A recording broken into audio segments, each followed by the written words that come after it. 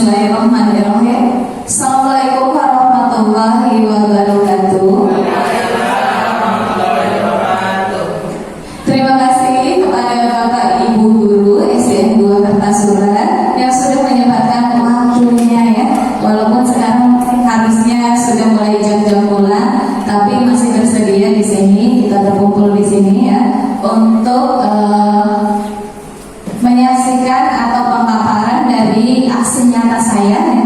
Jadi Bapak Ibu, hari ini saya berdiri di sini sebagai aksi nyata modul 1.4 calon guru penggerak angkatan 9. Jadi setiap CGP itu, setiap modulnya dia memiliki tanggung jawab melakukan aksi nyata. Untuk aksi nyata yang modul 1.4 ini berupa penyebaran dan pemahaman penerapan disiplin positif di sekolah ya.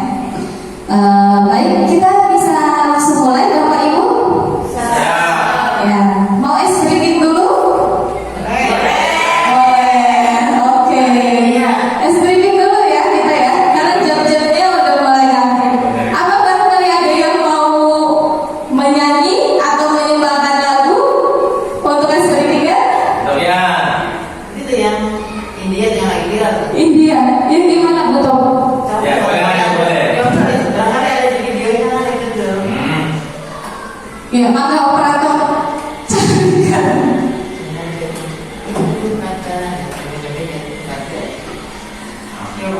ya udah, berarti ini dari saya aja dulu ya. Kita untuk melatih konsentrasi ya. Semuanya ikutin omongan saya ya.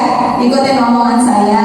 Kita lakukan apa yang sesuai dari omongan saya.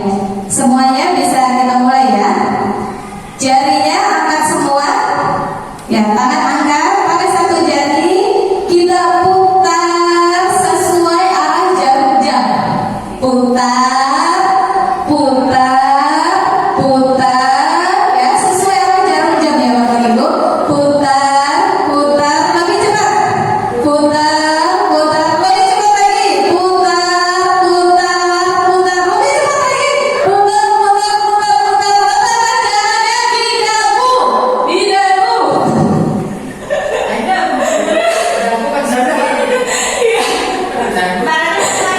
Iya, masih konsentrasi ya. Terima kasih Bapak Ibu. Semuanya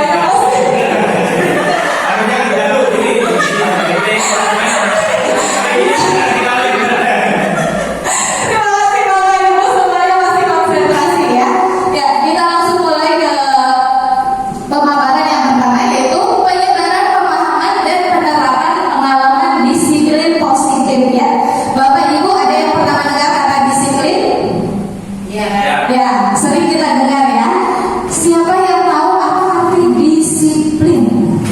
Maka Bu Haji barangkali Setahu saya yang namanya disiplin itu yaitu mengerjakan sesuatu sesuai dengan jadwalnya.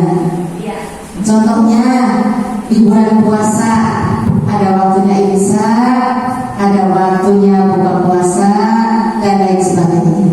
Ya, terima kasih Bu Haji. Jadi disiplin adalah pengerjaan sesuatu sesuai waktu ya Bu Haji. Ya, terima kasih. Ya, itu benar ya Bapak Ibu. Disiplin adalah melakukan sesuatu sesuai jadwal atau terurut terencana. Ya, bisa ganti Pak Ade.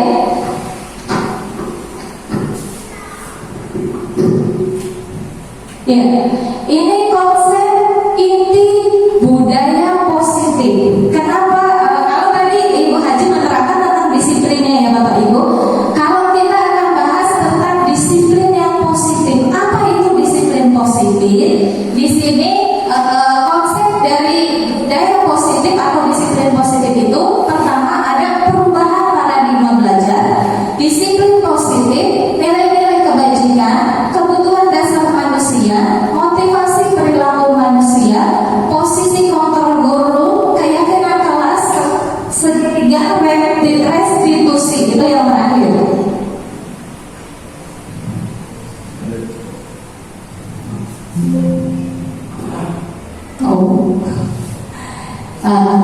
Yang pertama, pembelajaran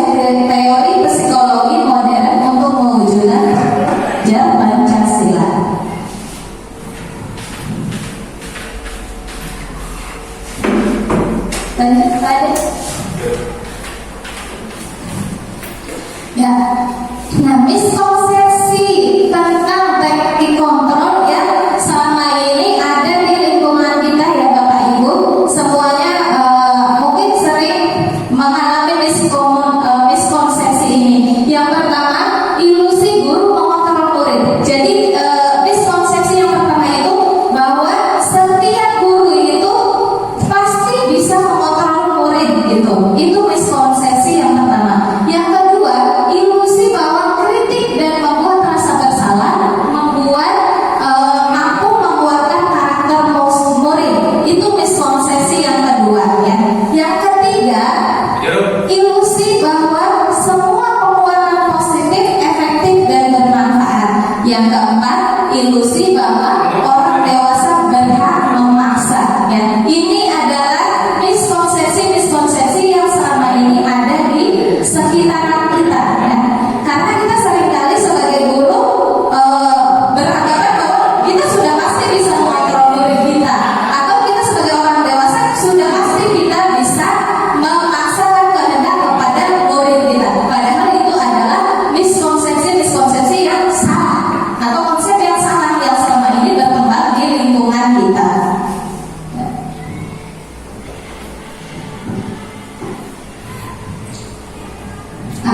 Ini adalah merubah paradigma stimulus respon ke pendekatan teori kontrol. Jadi paradigma kita ini dengan tadi miskonsepsi yang tadi, kita merubah paradigma stimulus responnya ya, menggunakan pendekatan teori kontrol. Ya. Di sini stimulus responnya misalnya realitas atau kebutuhan kita sama, dan sama itu ya Bapak Ibu. Kemudian teori kontrolnya realitas atau kebutuhan kita itu berbeda. Yang kedua, semua orang melihat hal yang sama. Kalau teori kontrolnya setiap orang memiliki gambaran berbeda. Stimulus responnya kita mencoba merubah orang agar berpendapat sama dengan kita. Teori kontrolnya kita berusaha memahami pandangan orang lain tentang dunia. Kemudian berperilaku buruk dilihat sebagai suatu kesalahan. Teori kontrolnya semua perilaku memiliki tujuan. Terus orang lain bisa mengontrol saya. Teori kontrolnya hanya Anda yang bisa mengontrol diri Anda. Kemudian saya bisa mengontrol orang lain. Teori kontrolnya Anda tidak bisa mengontrol orang lain. Kemudian pemaksaan ada pada saat bujukan gagal. Teori kontrolnya kolaborasi dan konsensus menciptakan pilihan-pilihan baru. Yang terakhir, model berpikir menang atau kalah. Teori kontrolnya model berpikir menang-menang. Nah, ini disiplin positifnya ya Bapak Ibu. Disiplin positif, disiplinnya berasal dari kata disiplina yang berarti belajar. Disiplin mengacu pada disiplin diri yang memiliki tanggung jawab terhadap apa yang dilakukannya berdasarkan nilai-nilai yang diyakini. Disiplin positif merupakan salah satu cara penerapan disiplin yang bertujuan untuk menumbuhkan kesadaran serta memberdayakan peserta didik tanpa imbalan penghargaan, reward, ancaman atau hukuman. Nah, di sini kenapa di sini disoroti tanpa memberikan reward, ancaman atau hukuman ya Bapak Ibu? Karena kita seringkali memberikan disiplin kepada anak itu memberikan anak iming-iming atau imbalan. Misalnya kalau kamu disiplin nanti ibu kasih nilai bagus ya, atau sebuah hukuman, kamu nggak melakukan tugas ibu kasih nilai buruk. Nah, itu adalah hukuman ya. Nah, jadi disiplin positif itu kita melaksanakan disiplin kepada peserta didik kita, tapi tidak pakai dengan cara hukuman ataupun dengan cara memberikan imbalan gitu ya. Itu disiplin positifnya. Ya, lanjut Pak. Nah, untuk menerapkan disiplin positif kepada anak, kita harus tahu dulu nilai-nilai kebajikan ya. Nilai-nilai kebajikan itu adalah nilai-nilai positif yang disepakati oleh semua orang ya di seluruh dunia secara universal. Seperti misalnya nilai-nilai kebajikan itu misalnya nilai taat, nilai patuh ya, nilai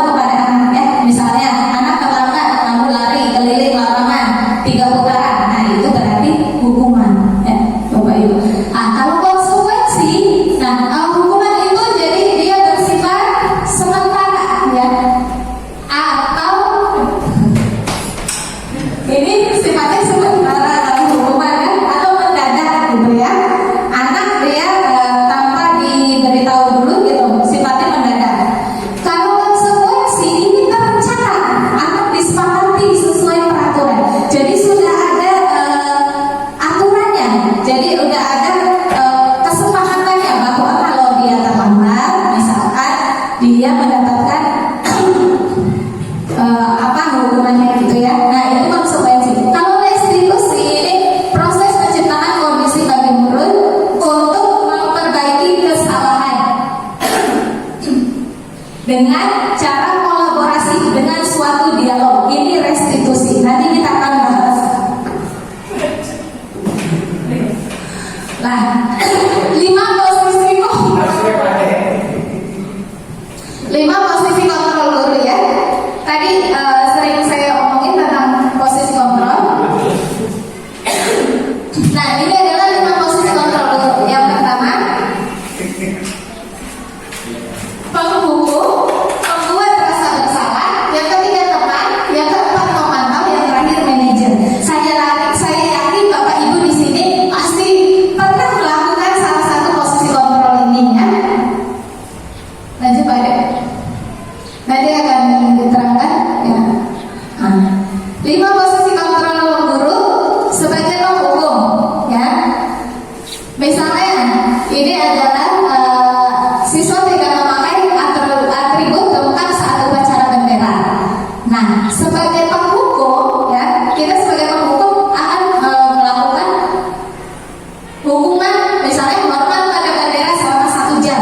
Nah, itu berarti posisi kontrol penghukum. Yang kedua, sebagai pembuat rasa bersalah. Pembuat rasa bersalah itu misalnya guru mengatakan begini, berapa kali ibu atau bapak harus memberitahu kamu selalu saja mengecewakan ibu. Jadi guru memberikan kepada anak rasa bersalah, seolah-olah dia melakukan kesalahan itu membuat gurunya itu kecewa. Nah, itu adalah membuat rasa bersalah. Yang ketiga adalah sebagai teman. Kalau sebagai teman, guru misalkan melakukan begini, ayo dong ikuti aturan sekolah, tolong bantu ibu ya. Nah, itu adalah sebagai teman. Jadi posisi gurunya dia menempatkan peserta didik itu kayak teman. Nah, yang keempat yaitu pemantau. Pemantau itu biasanya lebih kepada analisis atau data. Misalnya kamu sudah melanggar peraturan sekolah, kamu tahu konsekuensinya. Selain upacara, kamu beri atributnya ke koperasi dan jangan ulangi lagi. Nah, itu adalah pemantau. Jadi biasanya itu lebih menyajikan data. Misalnya kamu terlambat sudah berapa menit, terlambat sudah berapa menit nih, gitu. Ibu lihat kamu terlambat misalnya 15 menit. Kalau 15 menit konsekuensinya apa? Jadi lebih menyajikan data. Itu sebagai kontrol guru, sebagai pemantau. Yang terakhir adalah manajer. Manajer itu adalah misalnya dia mengatakan begini, apakah kamu tahu kesalahanmu? Kira-kira bagaimana kamu memperbaiki kesalahanmu? Jadi kalau manajer itu seorang guru, dia kembalikan lagi kepada anak ya, dia masalahnya apa dan kira-kira dia harus melakukan apa untuk menyelesaikan permasalahan tersebut gitu. Nah, ini contoh posisi kontrol ya. Yang pertama yaitu sebagai penghukum, pembuat rasa bersalah, sebagai teman, sebagai pemantau, dan terakhir manajer. Nah, ini ada sebuah contoh ya. Misalnya guru mengatakan, saya kecewa sekali dengan kamu. Ini termasuk posisi kontrol apa Bapak Ibu? Penghukum, pembuat rasa bersalah, teman, pemantau, atau manajer? Rasa bersalah. Iya, betul sekali ya. Ini adalah contoh pembuat rasa bersalah. Jadi kita seringkali mengatakan kepada siswa kalau melakukan kesalahan itu, kita suka mengatakan, ibu kecewa sama kamu ya. Itu adalah contoh pembuat rasa bersalah. Nah, ini ada contoh lagi. Kamu tidak pernah benar melakukannya. Kira-kira ini posisi kontrol apa? Sebagai guru, penghukum, pembuat rasa bersalah, teman, pemantau, atau manajer? Pemantau? Ada yang lain? Kamu tidak pernah benar melakukannya. Penguatan Penghukum, pembuat rasa bersalah. Tadi ada yang membuat rasa bersalah ya. Tadi tidak penghukum, pemantau, teman, atau manajer. Kamu ini biasanya ada yang suaranya tinggi dari seorang guru ya. Kamu tidak pernah benar melakukannya.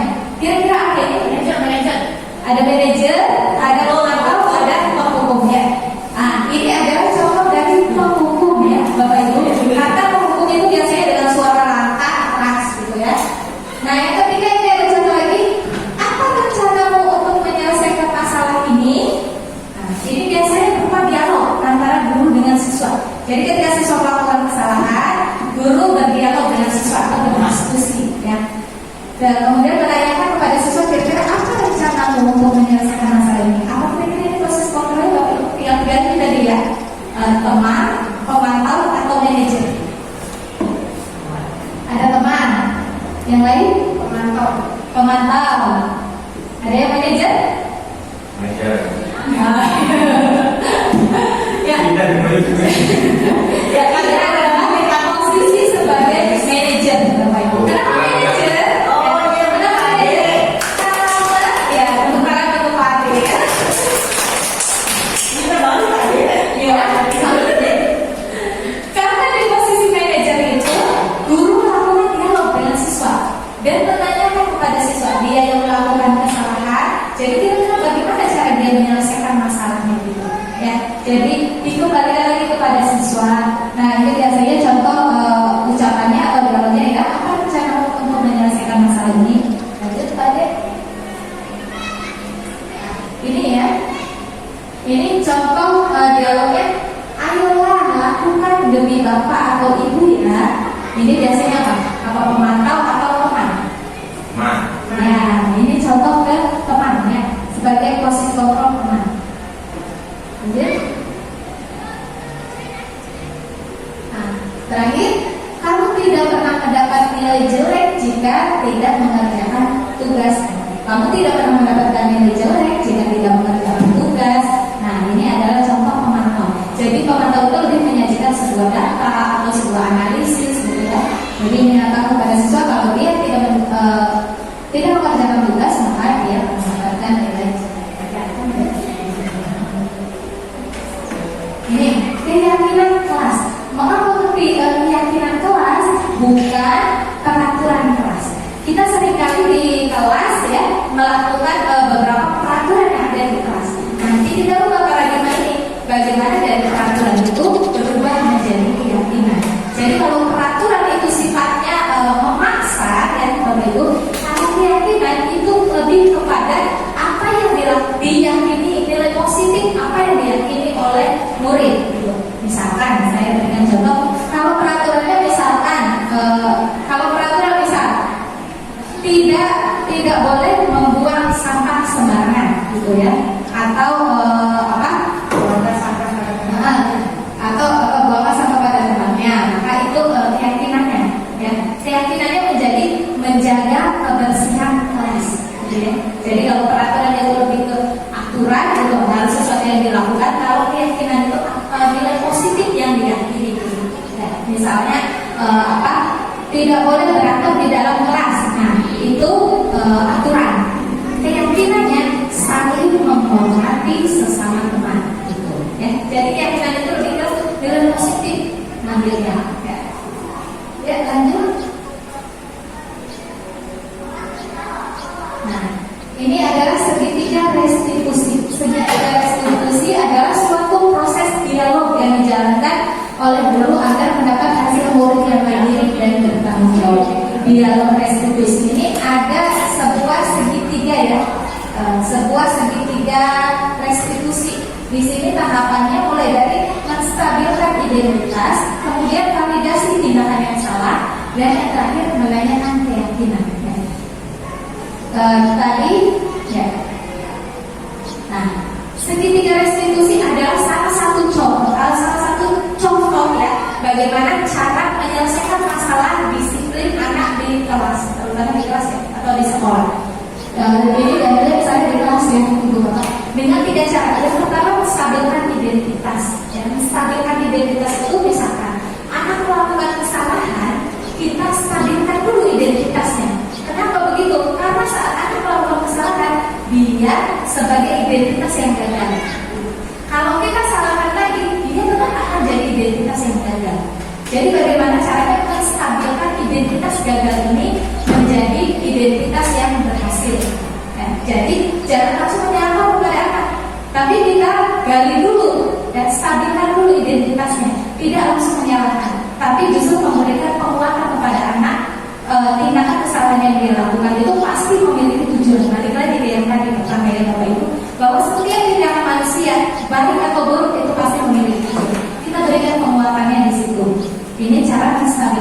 identitas ya. Misalnya ini beberapa contoh perkataannya ya Bapak Ibu. Misalnya berbuat salah itu wajar kok, gitu. Ya, guru bisa mengatakan seperti itu. Misalnya kemudian berbuat salah itu wajar kok, atau tidak ada manusia yang sempurna, atau ibu bapak juga pernah melakukan itu. Jadi anak itu dia tidak merasa bahwa dia salah, kemudian dia tetap salah dulu, tidak. Tapi kita bangun dulu, kita bangunkan dulu identitasnya, biar identitas positif dulu. Ini ya, lanjut. Nah, setelah identitasnya sudah stabil, kemudian validasi tindakan yang salahnya. Kita validasi tindakan yang salah dia, bukan membenarkan tindakan yang salahnya. Tapi kita lebih ke memvalidasi tindakan yang salah yang dilakukan. Misalnya beberapa contoh di sini, misalnya kamu pasti punya alasan mengapa melakukan itu, gitu ya. Jadi misal saya ambil contoh, anak ada yang berantem di kelas. Dipanggil anak tersebut, dia kalau berantem berarti dia kan identitas yang gagal. Kita jangan salahkan kamu ternyata salah begini. Nah itu berarti dia gagal kan soalnya gagal. Tapi kita pertama stabilkan dulu identitas. Misalnya tadi dibilang lari itu wajar kok, misalnya dia bilang lari itu wajar. Semua orang pasti pernah marah.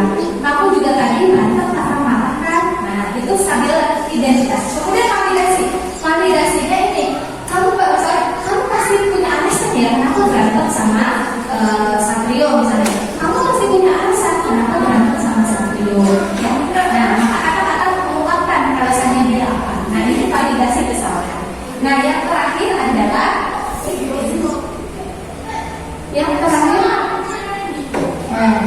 tanyakan keyakinannya. Ya, keyakinan yang menjadi keyakinan dia. Tadi misalnya di kelas kan sudah ada keyakinan palsu, misalnya tadi saling menghormati antar teman. Nah, tanyakan setelah identitasnya stabil, validasi kesalahan sudah dilakukan, kemudian yang terakhir tanyakan identitas. Misalnya di sini beberapa bisa apa keyakinan kelas kita atau nilai apa yang telah disepakati bersama. Nah, kita bisa tanyakan misalnya tadi anak berantem, kita sudah validasi, sudah identitasnya sudah stabil, kita tanyakan kira-kira kelas kita apa ya? Nah, anak-anak menjawab dong, kita saling menghormati sesama teman. Nah, dari sini kita mencoba menyelesaikan masalah itu. Apakah keyakinan kelas itu kamu anggap benar nggak? Atau kamu yakin? Nah, pasti kita saya meyakini. Jadi kalau menghormati sesama teman itu adalah hal yang baik gitu. Nah, itu adalah contoh dari segitiga restitusi ya Bapak Ibu. Nah, ini saya ada sebuah video bagaimana cara kita segitiga restitusi itu di dalam kelas.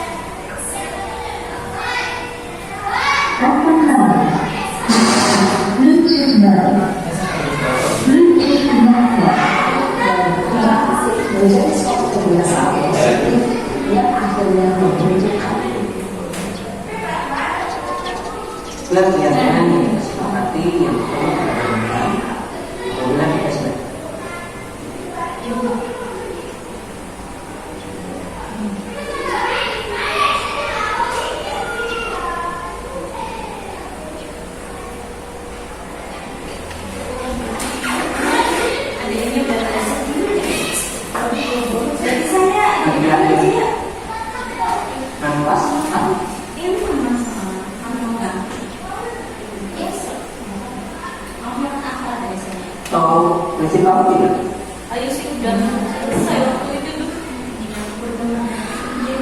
Enggak apa-apa.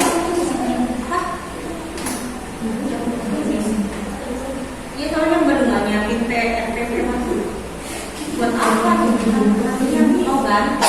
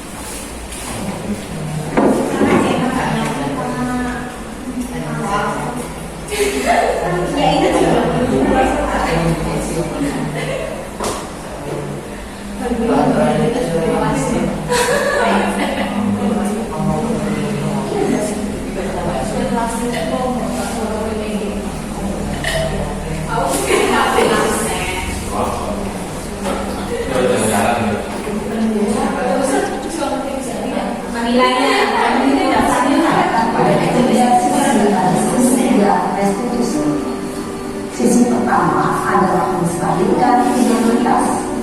Sisi kedua adalah faktor pendapatan. Dan sisi ketiga adalah menanyakan keyakinan.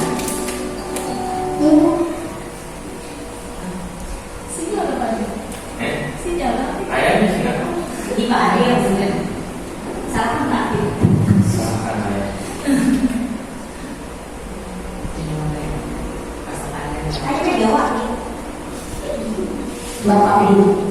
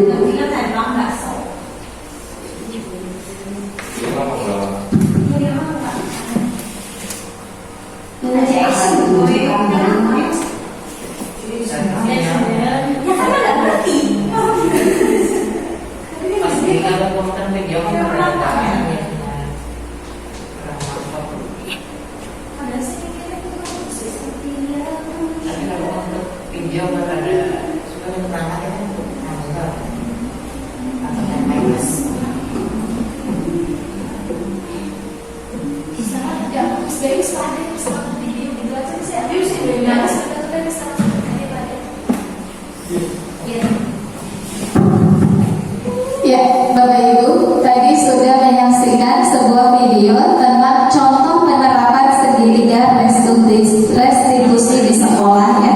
Dimulai dari menstabilkan identitas, validasi kesalahan, yang terakhir adalah tanyakan keyakinan. Nah, itu adalah salah satu cara untuk menerapkan disiplin positif di sekolah ya. Nah, di sini pada bagian penutup ya, bahwa dalam menerapkan program disiplin positif, hendaknya guru memiliki standar kepribadian, profesional dan sosial yang baik, di mana guru mampu merefleksi dirinya dalam posisi kontrol saat ini. Bagaimana perjalanan dirinya sebagai among atau manajer yang menuntut murid-muridnya menjadi insan yang mandiri, merdeka dan bertanggung jawab. Ya, itu adalah contoh dari pemaparan disiplin positif di sekolah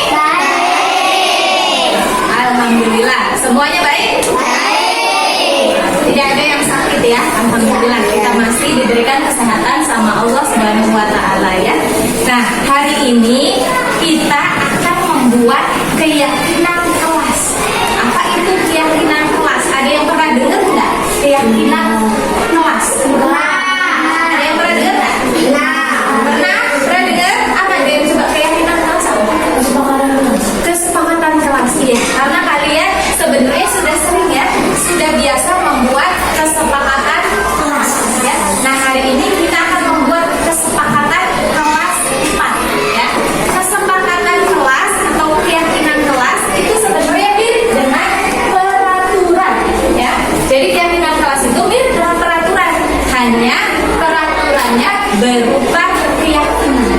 Ya. Kalian pasti sering kan mendengar peraturannya. Nah, peraturannya berupa keyakinan. Kenapa keyakinan? Karena dengan keyakinan kalian meyakini, ya. Kalian meyakini apa yang menjadi keyakinan kelas kita. Nilai-nilai apa yang kalian meyakini dan nanti kalian tanggung jawab sama keyakinan kelas kalian sendiri. Ya, keyakinan kelas, ya. Keyakinan kelas 4. Kenapa itu disebut keyakinan? Ya, keyakinan itu sama sebenarnya mirip-mirip dengan peraturan. Kalian pasti sudah sering kan mendengar kata peraturan atau melihat peraturan, ya. Nah, keyakinan kelas mirip dengan peraturan. Kenapa disebutnya keyakinan?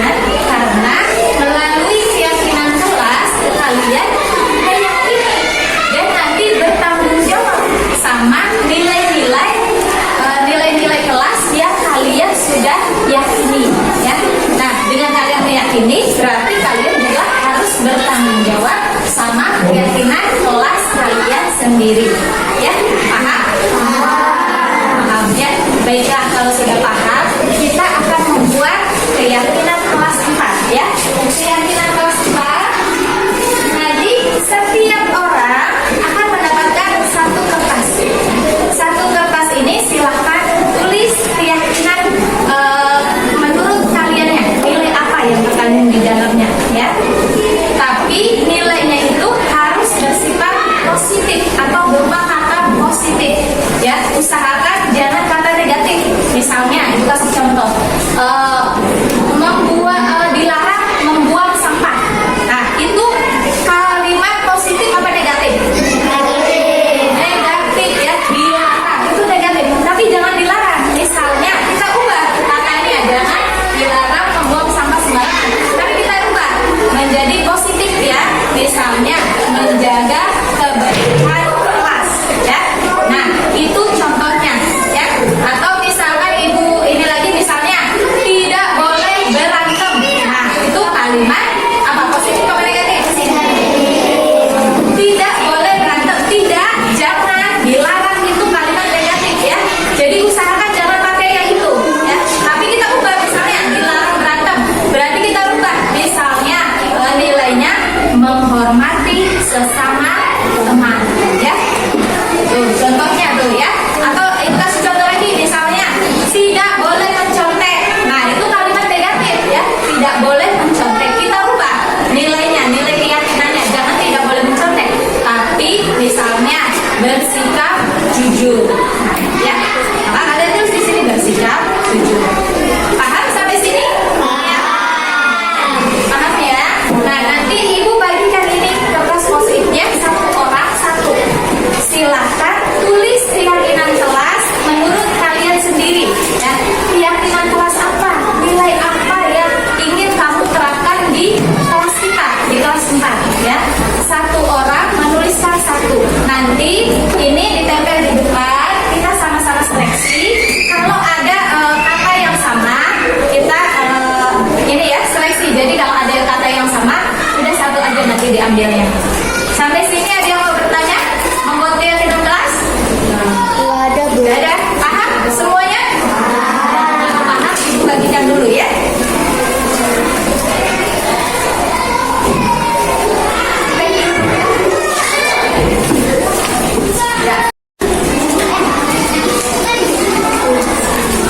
Tulis satu aja, ya. Untuk satu orang, satu keyakinan kelas.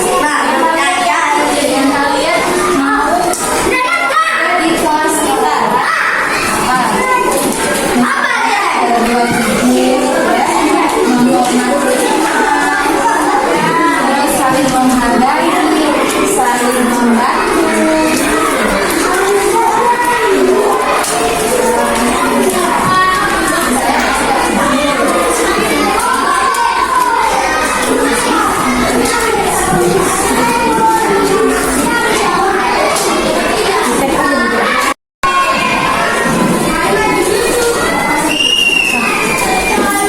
Buat satu keyakinan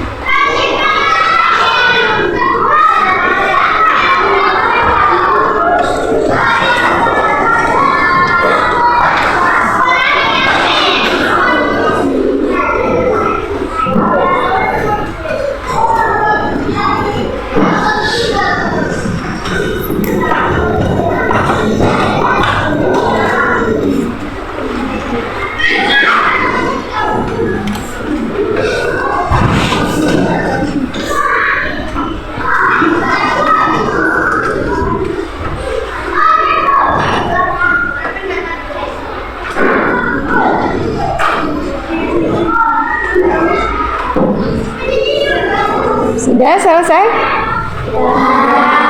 Udah. Ya.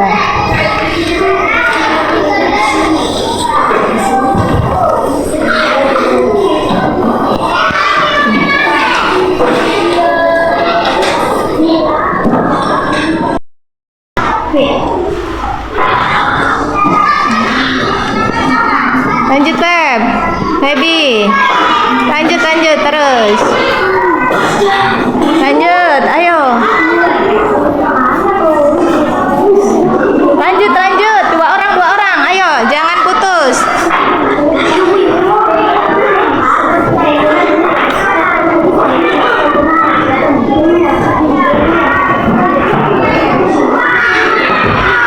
Terus.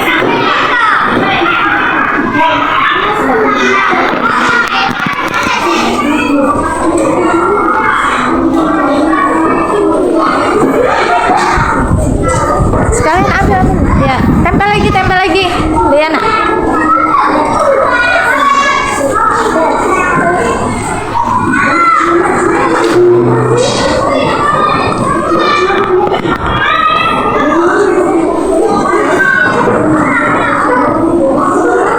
Di bawahnya, lanjut di bawahnya.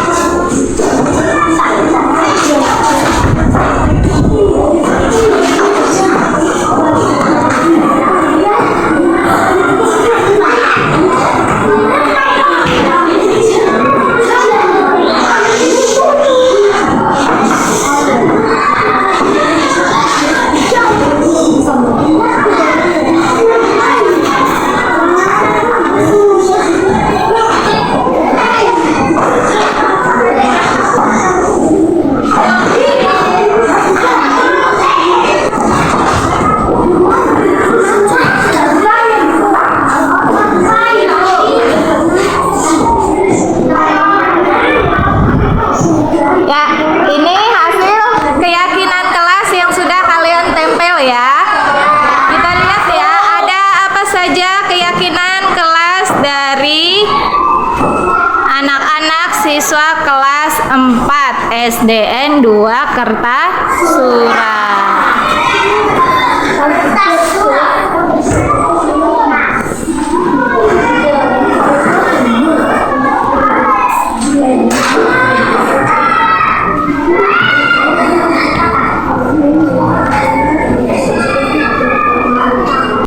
Ini ada beberapa yang sama ya.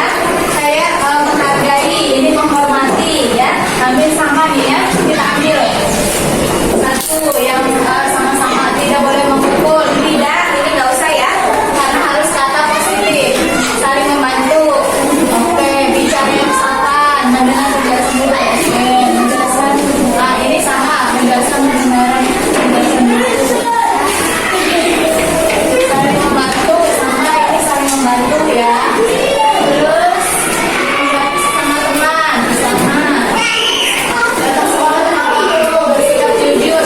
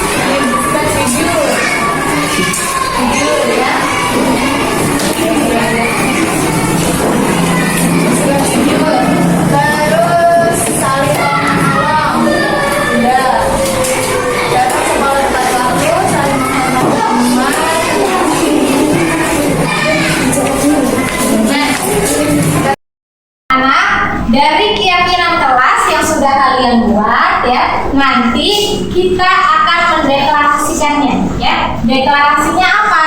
Deklarasinya nanti kalian menandatangani keyakinan kelas yang sudah kalian buat ya. Jadi nanti satu-satu ya ke depan menandatangani deklarasi keyakinan kelas kita ya.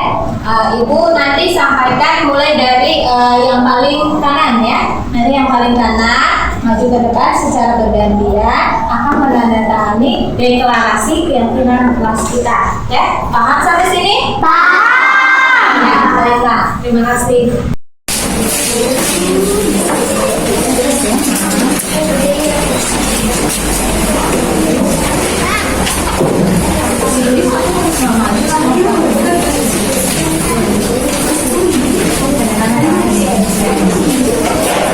Habis ini, Feby.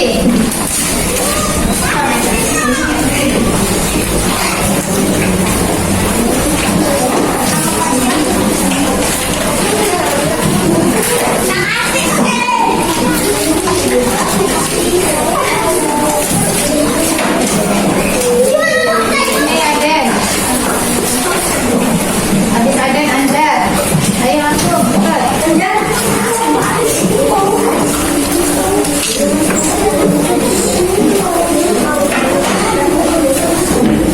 Habis Aden.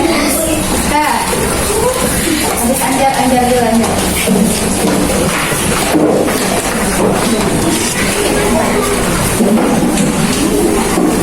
Kita ya di sini ya.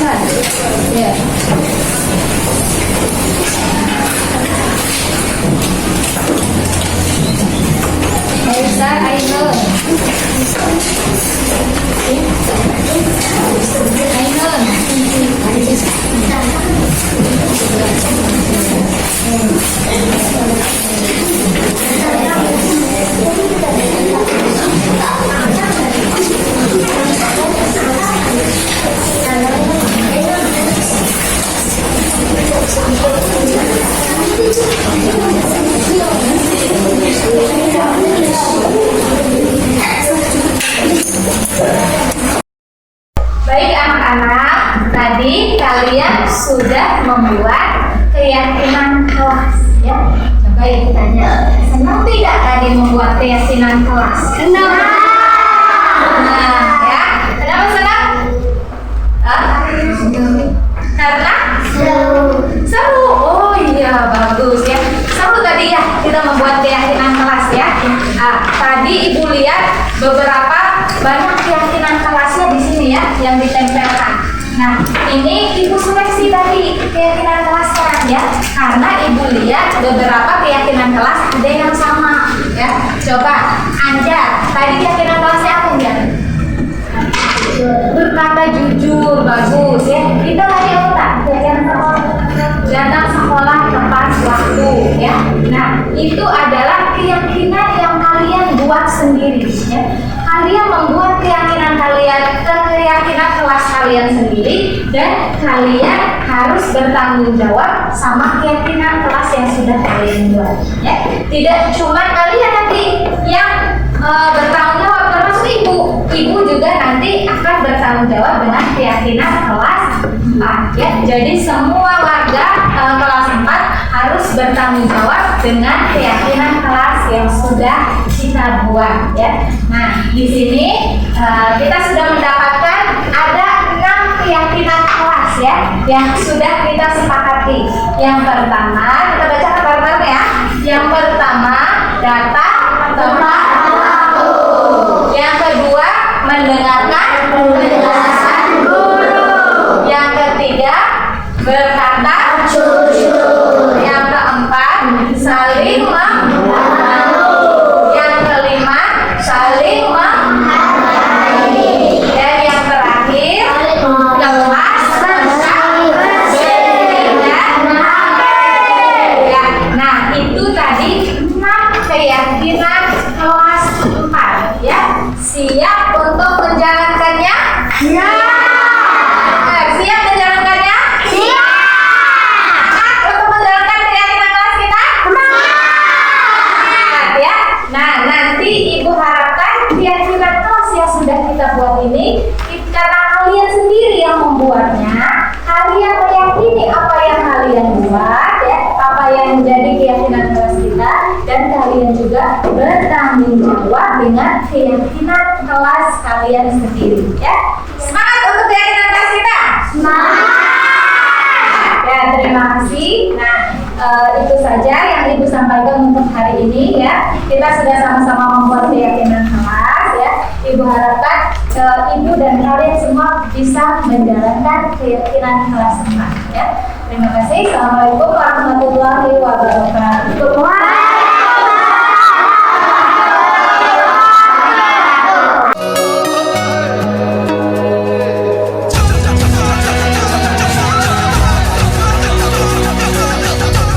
Warahmatullahi wabarakatuh. Nama saya Bagas dari SDN 2 Kartasura.